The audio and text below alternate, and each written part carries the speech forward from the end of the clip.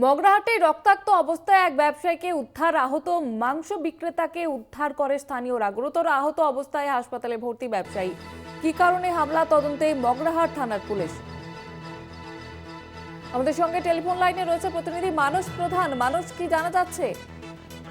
দেখো জয়িতা, তোমাকে প্রথমে বলে রাখি, গতকাল রাত্রে যে মগরাহাট যে সাম্বুসের চক এলাকায় যে এক যে ক্লাব রয়েছে, সেই ক্লাবের কাছে এক রক্তাক্ত যে ব্যবসায়ী যে ছুটে আসে প্রাণ বাঁচানোর জন্য।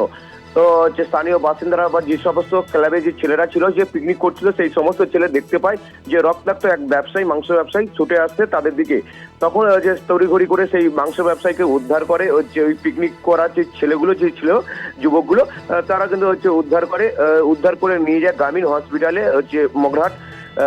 গতকাল হচ্ছে এতটাই হচ্ছে মানে ক্ষত ছিল ওই যে গলা নলিতে, সেই কারণে কিন্তু ওই যে মাংস ব্যবসায়ী গোটা ঘটনা বলতে পারেনি, কিন্তু তবে হচ্ছে মাংস ব্যবসায়ীকে চিহ্নিত করতে পেরেছে যে সাম্বুসে নগরে যে ওই বাসিন্দা হাসিবুল মোল্লা নামে ওই মাংস ব্যবসায়ী।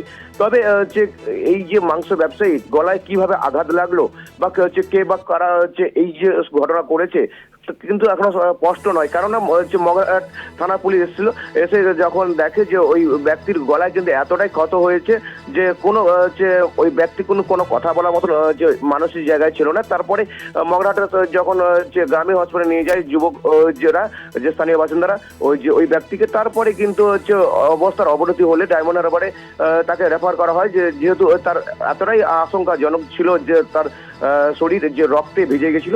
কিন্তু যেটা পুলিশে অনুমান করছে যে কোনো যে এই মাংস ব্যবসায়ীর সঙ্গে কোনো শত্রুতা না যে কি যে পারিবারিক ঘটনা, সেটাই নিয়ে কিন্তু এখনো কিন্তু ধনে রয়েছে মগরাহাট থানার পুলিশ। জয়িতা, ধন্যবাদ জানাবো তোমাকে মানস। আমাদের সঙ্গে টেলিফোন লাইনে ছিলেন প্রতিনিধি মানস প্রধান।